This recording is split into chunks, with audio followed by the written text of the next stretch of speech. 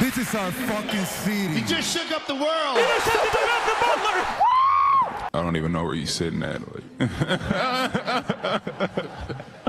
Good evening, ladies and gentlemen. It's your host, Raul Infante, here with Taking Dish Sports, here with a special guest. He's actually the winner of the Ultimate Fighter Season 19, Team Frankie Edgar. He has a 13-4 record right now, currently ranked the number 8 light heavyweight contender of the world. Corey Overtime Anderson. How we doing, Corey? We're doing good, man. How you doing? Good, good. Super excited to have you on the show. We're happy to have you here, man. Thanks for coming on. Yeah, no problem. Glad I can finally do this for you. Yeah. So, the first thing I want to ask you is, how's fatherhood going? I'm having my first kid as well in July. Any advice for parenthood for me? Just stay patient, man. Fatherhood is great, man. Look at this little joker. How can you not love that little face right there? Right. You know? That's your motivation. Motivation. Number one thing I can tell you, somebody told me, love the shit out of his mother. You do that, or her mother. Just love the mother. And as he grow up or she grows up and sees that, I mean, I think that makes the bond between all three that much better. Absolutely. So we all know that that you like, you're bow hunting. You're an outside guy.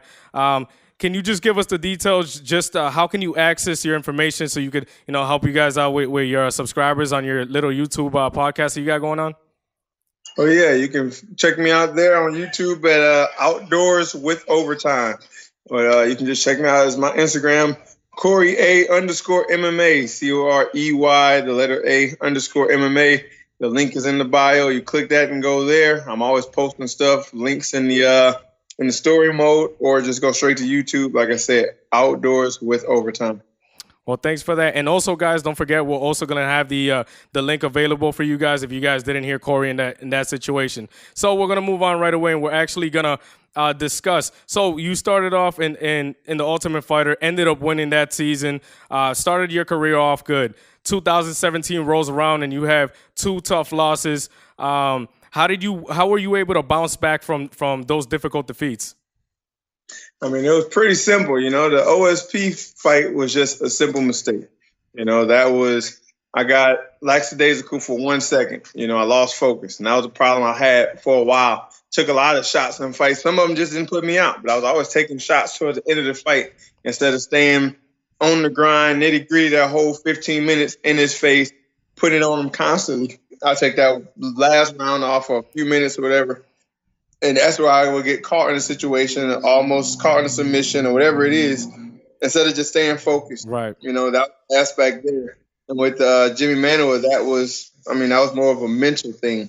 I went to a fight not believing in myself as much, listening to what the media say, what people were saying, even some of the things coaches were saying practice to look out for. I would think about it too much and then get into that fight. In my mind, it was set to, I thought if I got touched at all, he was going to knock me out. So the whole fight, I was avoiding getting touched at all instead of going out there and fight. I was fighting not to lose instead of fighting to win.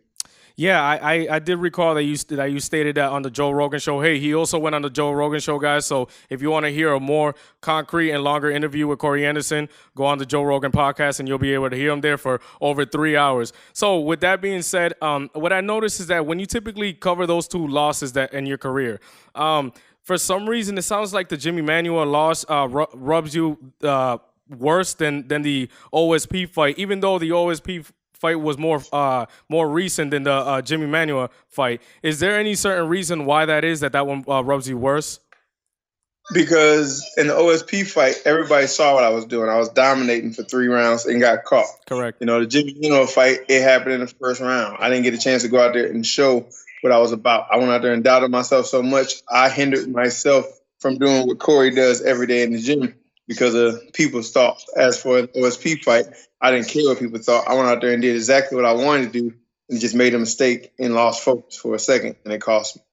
Right. So you stated that earlier in your career you were walking a little lighter, around 212. Now you rock around 235. We noticed that in the Latifi fight, you were able to absorb a lot of blows in that first round, the second round, the third round. And it was a lot different, especially, you know, the true fans that saw you perform against Jimmy Manuwa.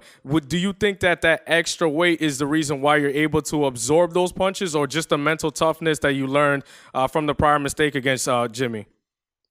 I mean, a little bit of both. I can tell one thing, like I was saying, I think I said on Joe Rogan's podcast, I know I told him before, I was so light at times, even in training, if I moved too fast or got out of the bed too fast, I would get lightheaded. You know, I walked around at my walking weight or my fight weight all the time, you know, so that wasn't good for the brain, for the body, my nutrition, none of that. And then also, like I said, taking those losses, the KO losses I've taken, I also realized watching film, the knockouts usually came when I had my eyes closed. You know, you get knocked out by the punches you don't see coming. Right. And that happens because you see somebody throwing a punch, you're scared of taking that blow. You're scared of how it's going to feel. So you close your eyes so you don't see it. And I guess in your mind, you hope it doesn't happen. Right. But it's going to happen the most because your mind isn't alert. It's kind of like they say in a car accident, a drunk driver, when they get hit in a bad accident, the drunk driver usually never dies. It's the person that sees it coming that's sober because they clench up. They clench if something happens. But a drunk driver is so relaxed when they get hit, everything just goes with. Your body flows. So there's no damage done to the brain and the head and all that. So the same thing in fighting. I tell myself now going into the fight, I know I'm going to get hit. I know I'm going to I see you. Oh, okay. All right. Sorry, we lost you there for a second. You were giving us some good intel in regards to the last thing that we were able to cover was the impact of the ability of you know, staying calm and you know, the drunk driver accident. After that, I kind of lost you there and wasn't able to hear what you were saying. Well, I was just saying, like, if you look in the case of a drunk driver, when they get hit or something, their body goes with it because they're not alert. They don't brace up. And the same thing happens to the person that's alert. When they brace up, that's the person that usually dies in the accident. They freeze up, everything tightens up, they break bones, they break their neck, they hit their head on the windshield, whatever it is. But when you just drunk and let it go with it, it happens. So my next point is you're in the light heavyweight division. You guys are heavy. There's plenty of fighters that constantly come in and always say, oh, you know, I prepared really hard for this fight. This was my toughest camp. I'm going to go in there guns blazing, great cardio. They don't back that up. You, my friend, are probably have the best cardio coming out of that light heavyweight division. You fight in that pace of a lighter guy, like a 155 guy. What makes you so different and unique from the other fighters? Because in my opinion, I think the issue with you is that fighters don't want to fight you because of the way that you fight. That fighting style shuts fighters down, similar to how you did to Glover Teixeira, you know? I mean, the thing is, I knew when I got into this sport, I always knew I had cardio. And I had the cardio because I was once a big dude, 300-pound guy, and I wrestled that way. And even when I wrestled, I told my coaches I wanted to study little guys. I trained like a little guy. I did footwork drills, a lot of movement, a lot of sprints, a lot of shots, a lot of resistance band work to build my cardio up so I can keep doing this stuff over and over and over. And it just so happened when I got into fighting, and I started at heavyweight, I had cardio at heavyweight. And I dropped down to 205. Now it's even less weight, so I really had cardio, and I can do it even harder and even faster and with more intensity. So now it's kind of like, I mean, it's more mental as well. A lot of these guys, they don't have that mentality. When they get tired, they quit in practice. You know, they think they went far, and they stop when they get tired. Me, on the other hand, is I'm no matter what, I'm going to go till it's over. You know, I'm going to constantly push. Look at that clock. No matter how much time is left, it can only last so long. Just keep working. Don't stop. When it's over, it's over. 100% the whole practice. Don't coast. Even my warm-up is hard. When we warm up for wrestling, people be like, yo, you're going kind of fast. Chill out. That's just the way I've always been. If I go fast, if I start off fast, I'm going to finish fast. I'm going to finish faster than I started. And that way my lungs will be blown out, and I got a good push. So the next day I come back and do it again, I can do it twice as hard. And the next day harder than that and harder every day until the fight day. And then when I get into that cage, it's nothing. You know, it's nothing to do those 3 rounds or 5 rounds, whatever I have to do, and just blow through it and have all my energy when it's all over. Right. So, judging based off of your social media, you're extremely active on social media, and true fans like myself appreciate that, especially when you go and you do your FaceTime lives or your short videos that you're posting. I've been noticing that you're actually posting a lot more videos of not only you with your kid, but going to work. I know the fight fell through with Gustafson. And Anthony Smith taking that fight there. Is that something that you're prepping for? Or would you like to fight prior to the decision between those two fighters June 1st? I mean, I'm ready to fight whatever. I prep. I fight at all times. I train at all times to fight whenever. I don't ever prep for one thing until the contract is signed. It's in this way this weight class is going in this industry. It's a popularity contest. You know, right now I just did that Joe Rogan podcast and my name is blowing up. So I just talked to a buddy a little bit ago. They were saying the same thing. You keep doing this, they might call around and just tell you got an extra title fight because your name is being out there right now. It can go either way. But all I know is, like I told Joe Rogan, I just stay ready. I just continue to get better every day. I train because when they call me, if it's a smart fight, it's a fight that makes sense, we're going to take it. You know, I don't just take any fights anymore. I'm at the point now, I don't need to do that. That's in the past. Before, when I was trying to establish myself, solidify my name in the UFC, it was like whenever they called me, it was okay, where, when, it's in a week, okay, I'll be there. But now it's like I've done that for so long. I've been here for 4.5 years. I showed up when you wanted me to be, where you wanted me to be, when you wanted me to be, on time, on weight, and I always showed up. So now it's just stay ready for when that big opportunity comes. Because most guys will take that time off, and then they get a fight, and you spend the first half of your fight camp getting back in shape. Then you got to spend a couple more weeks getting in tune with your coaches and your teammates. But if I'm constantly doing the same things I do in camp, just not as hard, pushing hard, but not peaking yet, when it's time to get into the fight camp, then we just hit guns blazing all the way up. And then at the end, we taper down, and we peak in the perfect position. So that answers my next question. Glover Teixeira fought this past weekend. You clearly stated that you don't want to move backwards. I know he called y'all in that fight. You already dominated him. That's not a fight, that in my opinion, you shouldn't take. Is that exactly where your head's at? Exactly where my head's at. I tell you, somebody told me if I could see if it was a split decision or it was close or whatever. But they said you murdered him, and once you kill somebody, you can't bring them back from dead to fight them again. You know, once you dead, you don't come back from death. So now if we get to a title fight, if I got the title or we fighting, he work his way back up to right behind me, and I'm like 1 in contention and he 2 in the winner of that or some shit, that's different. But right now, he's all the way down in the double digits, and he's beat an 85er who was my teammate who was finna put him to sleep. Right. He just out-jiu-jitsed him. Shout out to Baby K. Yeah, and then Baby K, my boy Carl Roberson, and he want that rematch. If anything, rematch him. Rematch him. And let's see how that go. But other than that, I ain't even worried about Glover. As if anybody's seen Twitter, I just sent laughing faces after I heard that.